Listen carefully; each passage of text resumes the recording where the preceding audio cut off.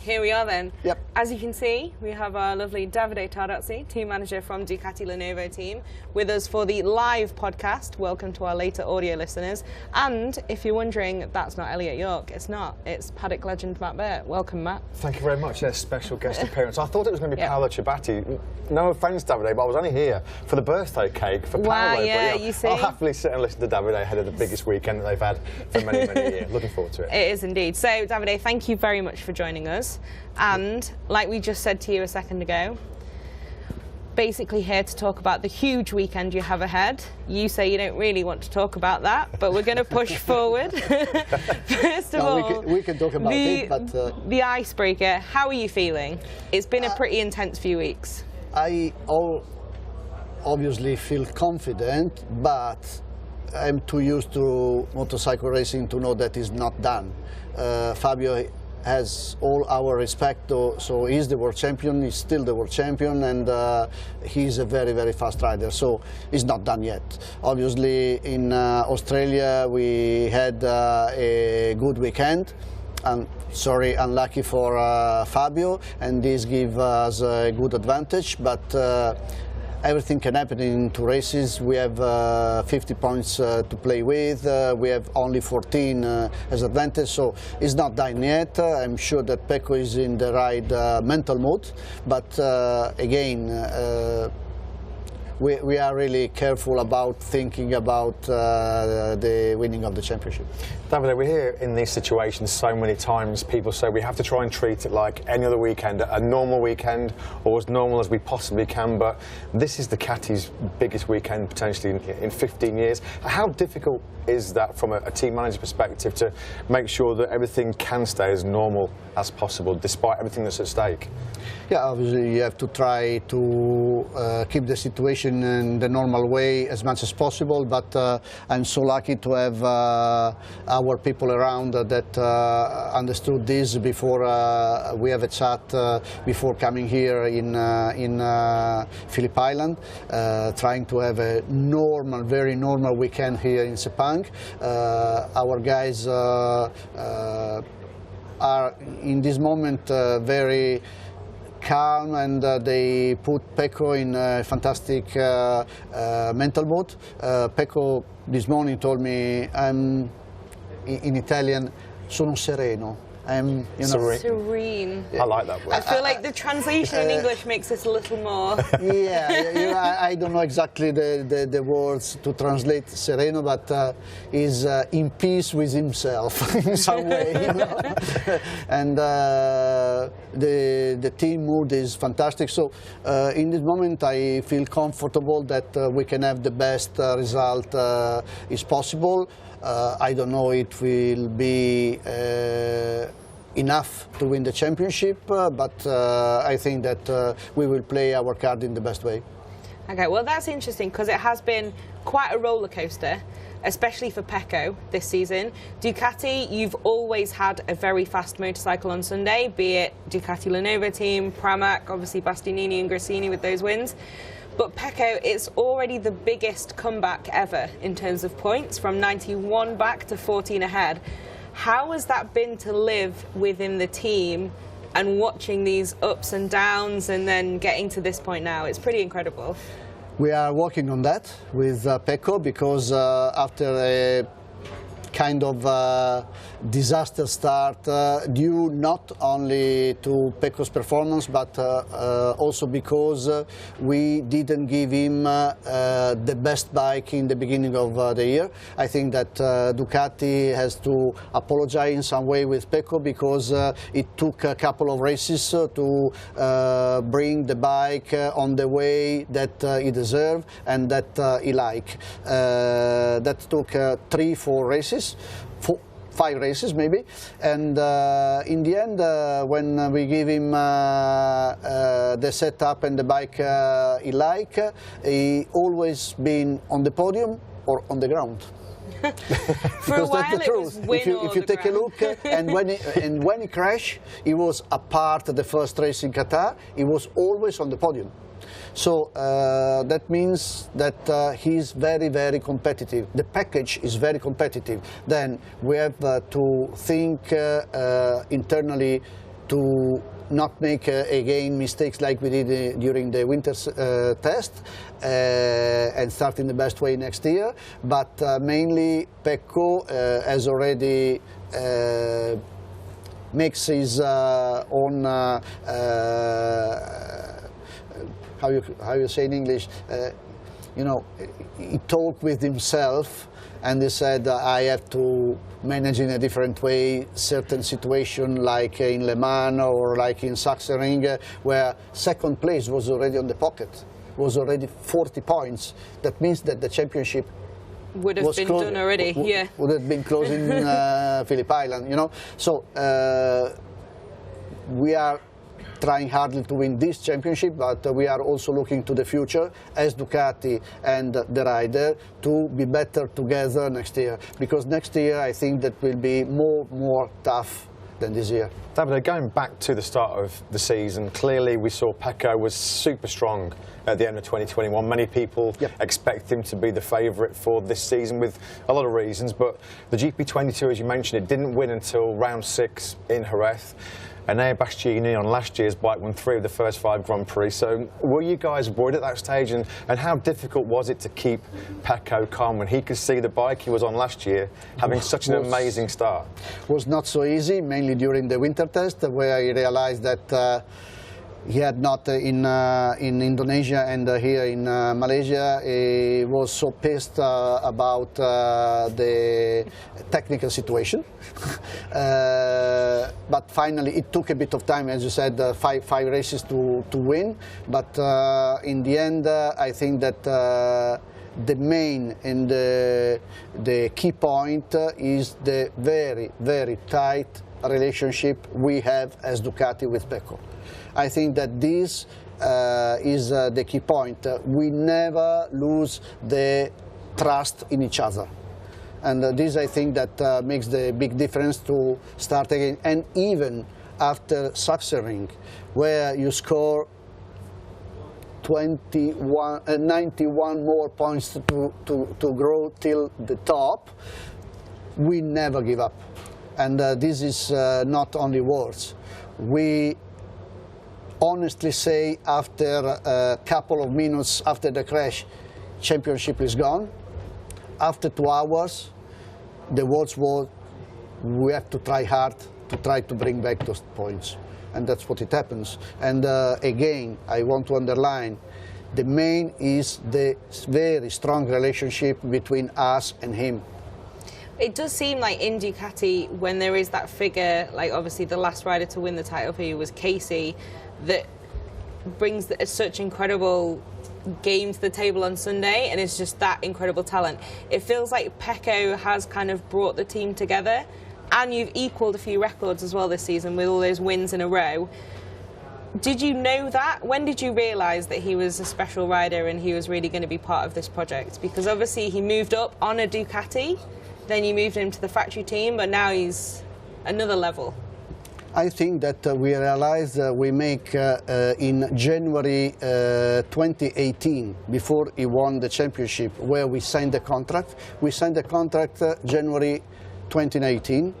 Then in 18 he won the Moto2 title. But I realized Pecco is a top rider the first test in Malaysia, because at the first test, and then he had 1.5 years of trouble.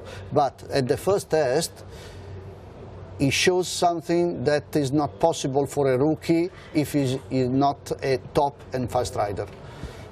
So we realized there that he has potential. That's why even after 1.5 years of up and down and trouble and bad results, we keep him.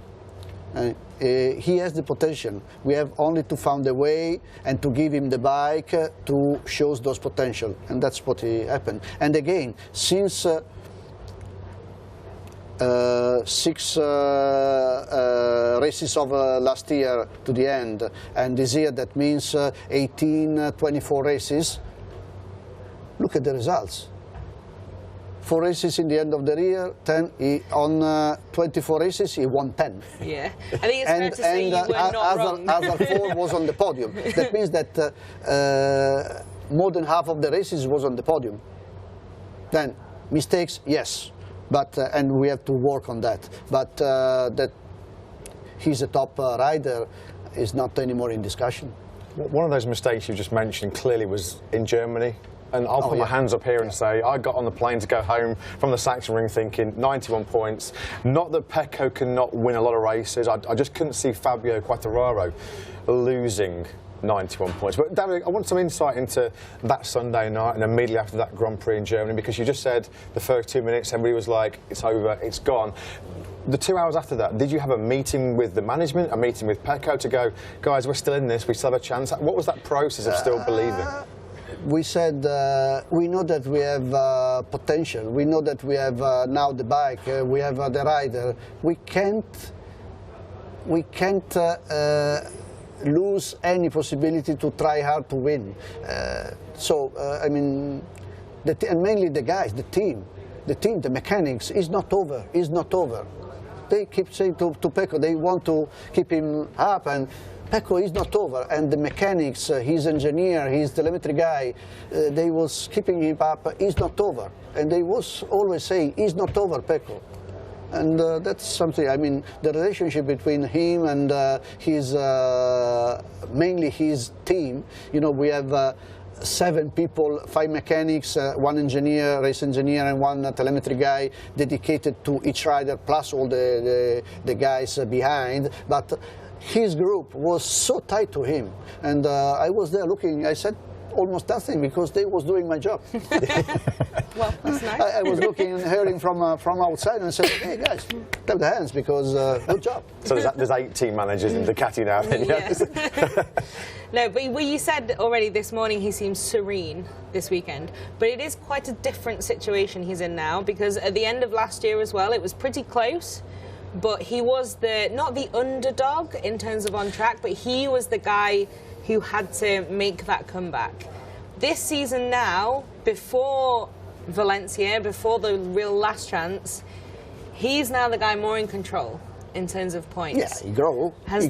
So he's okay. I was going to say, do you see a change in the situation? Do you feel a change within the box that how do I say that in English? I'm struggling as well now. I've got Spanglish. Obviously, he trusts more in himself. The team he trusts more in himself. Last year, when he crashed in Misano with Marc Marquez, that was pushing hard behind him, was because he was just starting to win races since 1 month from Aragon. It's crazy to think, though, isn't it? And Aragon was the first one. Yeah. It's like when you look back, you're like, what? How can this be the first victory? Yeah. Pretty special race that was as well, wasn't it? Yeah, he makes the step, and I said we always knew since the first test here in Malaysia, 2020, I guess, yeah, 2019, sorry, that it could be very fast, but it took 1.5 years to show that. Why? Why did you, or what did you see in Pecco? What was the big attraction? You obviously looked at him in Moto2, Moto3. He was a guy that was winning on Mahindra, which was not the strongest bike in Moto3. Then he went to Moto2 and won. That's why we decide him. Really? Because, yeah, as I said, we signed him before he won the title. Yeah. You know? So our decision was on his Moto3 races. Wow, right, okay. wow. It's there where we understood that he can be a top rider. David, you've been around for so many years in World Superbikes and in MotoGP. So as a team manager and an ex-rider yourself, what did you see in him in those Moto3 races that just went, we have to take this guy, he's the guy that can win our first championship? He never give up. I mean, with Mahindra, he was on the podium, second place, I don't remember. He was on the podium in races like in Aragon, where the Mahindra was not the top, the top bike. So when you have a rider with this kind of attitude, that okay, you know, easy to stop and say what I have to do with 10-20 kilometers less than the other bike. I can do it in Valencia, where there is a straight of 1.2 kilometers. So there's few many things that convince us that he can make a big step ahead, and he did it. Honestly, this step was stopped a bit by some injury. I think that one of One bad thing that happened was when he broke the leg in Brno. Brno, yeah. That I think it could be the race where he makes he was ready. In Brno he was ready, and I'm sure that in Austria the following race he could have been on the podium. But then, if you remember, just come back after the surgery, he was second and crashing leading in Misano.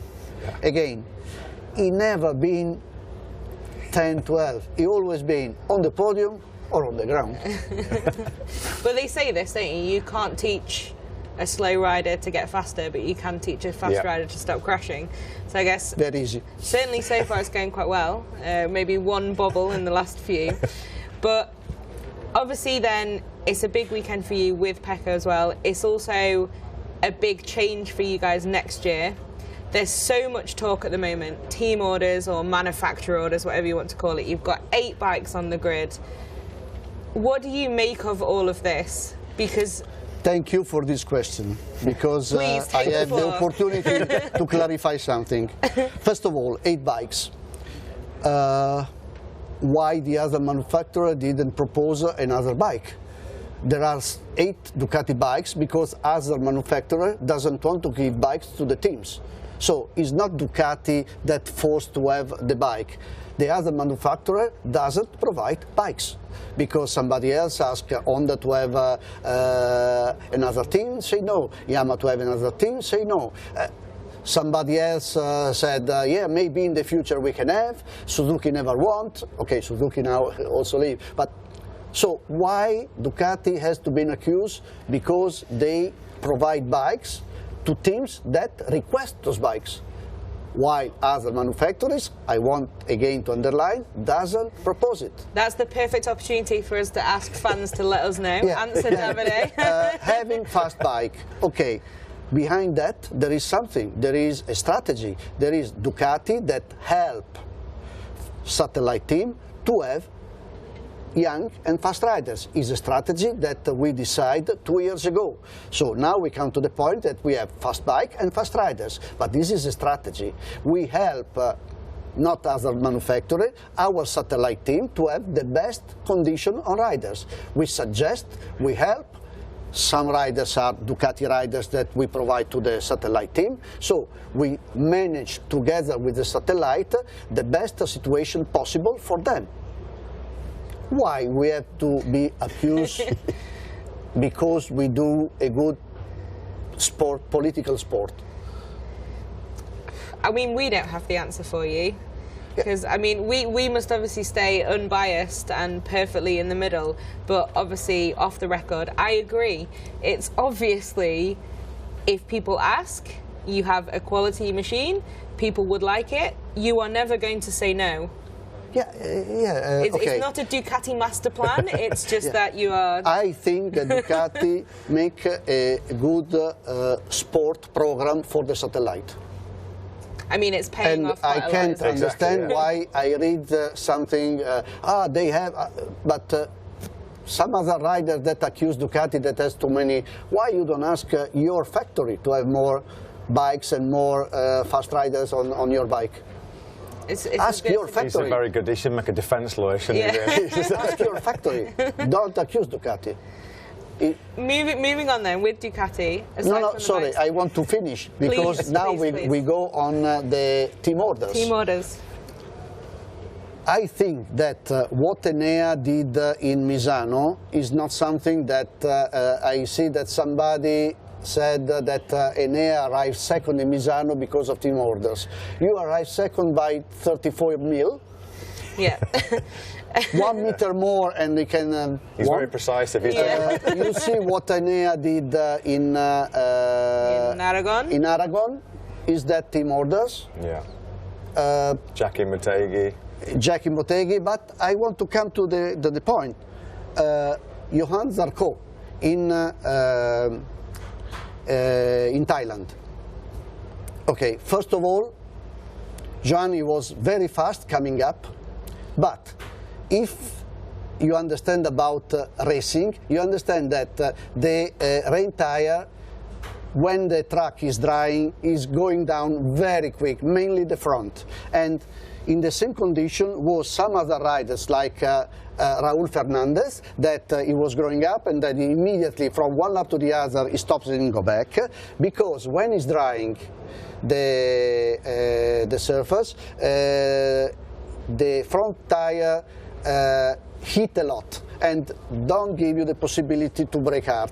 So he did it with 2 laps before he did it with Marquez. He had the opportunity to overtake Marquez, but then he felt first that trying to, on the following laps, trying to overtake Pecco was dangerous, because Marquez, he tried hard to pass Pecco, yeah, but he couldn't. Couldn't do it. No. Okay, Zarco said that it was thinking to take too many risks to pass Pecco, and obviously thought that he is on a Ducati, obviously, but was absolutely Johan Zarco's decision. His decision. From the quote as well, he his clearly decision, says. not Ducati decision. Okay, we believe you, we believe you. Sereno. Sto sereno. No, you can understand that I passionate about yeah. this issue. We love it. We love it. Because we see things that are not true. We read things that are not true. We know the truth.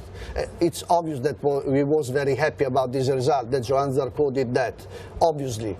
But was absolutely because Johan's it's decision. a good decision, not because it was your decision. His decision. So obviously this weekend, though, you've told them all exactly what they need to do, right? I always said one thing. A queue behind Pecco. I always said, we never give team orders till the last time that they make the questions. We always said to the riders, don't do something too dangerous between Ducati riders. That's the only order. In the other end, I said, it's obvious that if in the last race one position gives you the let us give the championship or not, we give the team orders. We are not stupid.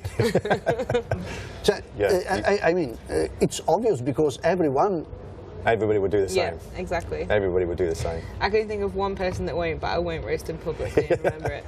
Dad, I just wanted to ask, away from that whole sort of team order issue, I mean, obviously we know that Pecco's talked a lot about the influence of Valentino in particular, and also he's been seeking the advice of Casey Stone a lot over the last few weeks. It's an interesting balance. 2 of the best riders we've ever seen in history, and I just wonder how much you think that has helped him in this situation, because they are 2 great champions, they understand exactly what he's going through, and that must be fantastic for him to have those guys in his corner. Yeah.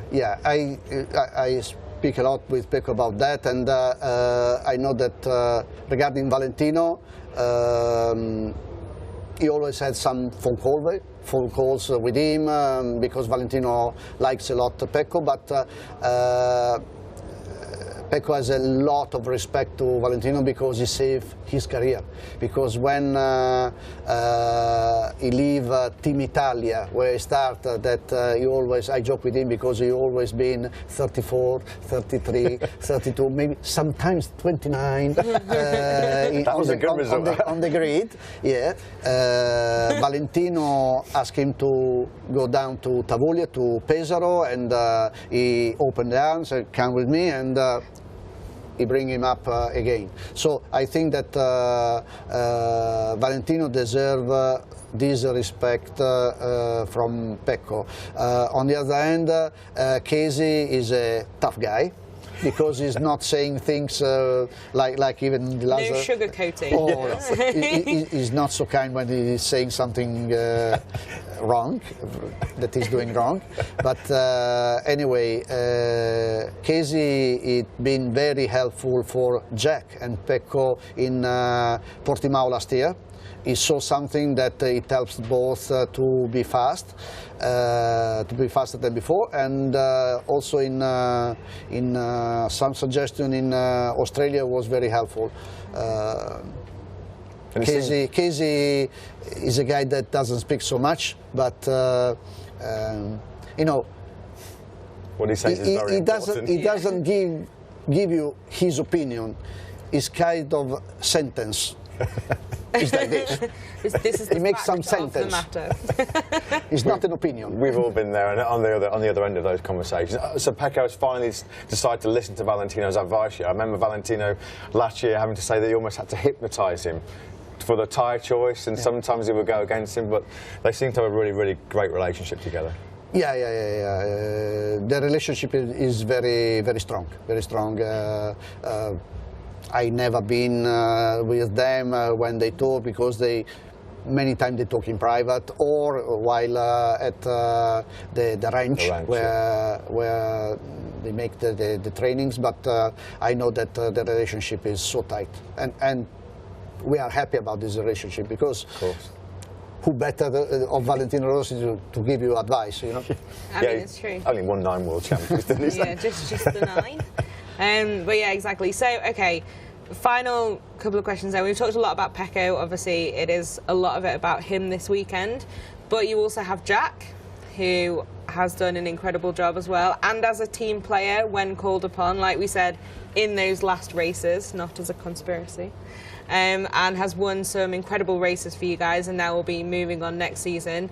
How is that, preparing to say goodbye to someone who I'm sure will always have an important place within the team in a lot of ways, and then looking ahead to welcoming a Neo and a whole new...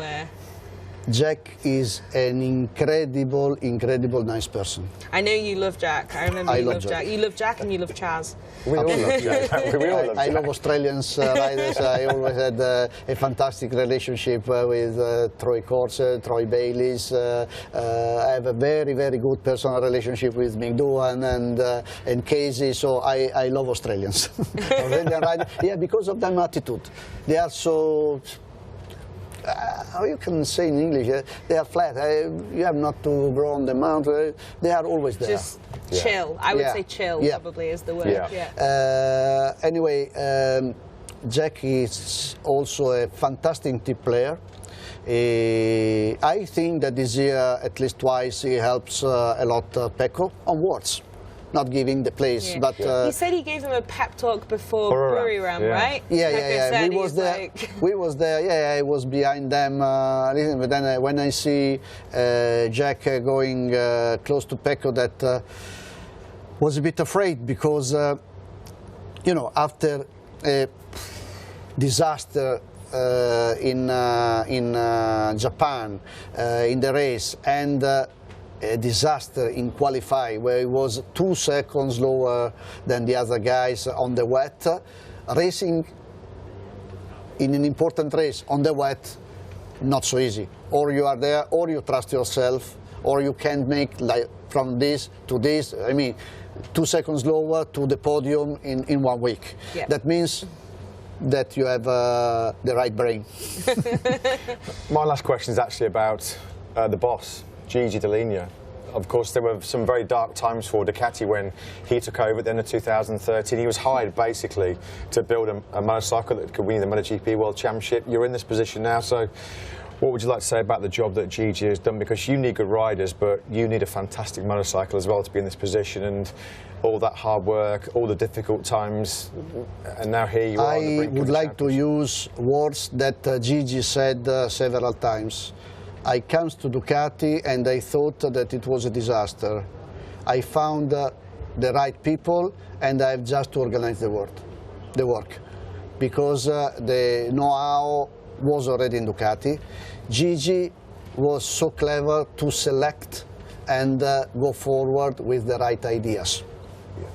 Because the know-how was... I think that 90, maybe over % of the people of Ducati Corse are the same of the disaster's time. Somebody has to organize and work. Yeah. Somebody has to decide which idea that is on the draw is the right one to pick up and invest on it. Gigi was a fantastic organizer. He's obviously a good engineer, because if you have to select the right ideas, you must know what you are talking about. But anyway, he was always giving a kind of, I would say, merito, a deserve to the people of Ducati, because Right. Support and credit to them, yeah. Credit, sorry. That's you have to the word, give credit to the people that was already in Ducati, because there are, I think that we have something like 125, something like that, but more than 100 people was there also at the disaster time in 2012, 2013. So I think that Gigi makes a fantastic work as leader. Yeah. He's not the guy that go there and design the engine, or the guy that designed the engine is the same. He's the same since 25 years, so it's always him. He's like the glue that put it all together. He glued the people, and he took the leadership. Yeah. Then everybody knew that there was somebody that was judging. You know, he can judge your job and say you are doing good or not, because he has the know-how to decide if you are doing good or not. Yeah. That's interesting. Okay, well, should we throw back to our good colleagues, now? yes. So, Davide, best of luck this weekend. To Thank anyone you. else from the paddock who may be listening, best of luck to you all too. We're perfectly neutral. But we hope you have a great weekend this weekend, under the pressure and everything as well. We do this interview to my friend Mayo? Or? We can try and... you know what? I want to spend 2 words for Mayo. Mayo is a nice guy. We are in competition, obviously. We are competitive, but it's nice to have him. You tell him that he needs to come on the show before Valencia. Exactly. We'll try our best. For us, the invitation is open. All I want to say, Davide, is best of luck to Ducati and to Pecco this weekend. And I'm not biased at all, but I've got everything crossed that you do in the championship this year, because I want to see another Tardozzi celebration. It comes from inside. I That's don't know why but we love there it, are because there are a it's few so minutes true. that I love so much to win. Honestly, you're the best I love gifts to on the win. I love to internet. Best of luck. Right, so yeah, Thank you so much for joining us. Best of luck this weekend, and now we'll pass back to Jack and Simon ahead of the press conference. Okay, thank you. Thank you. That's it. Good chat, eh?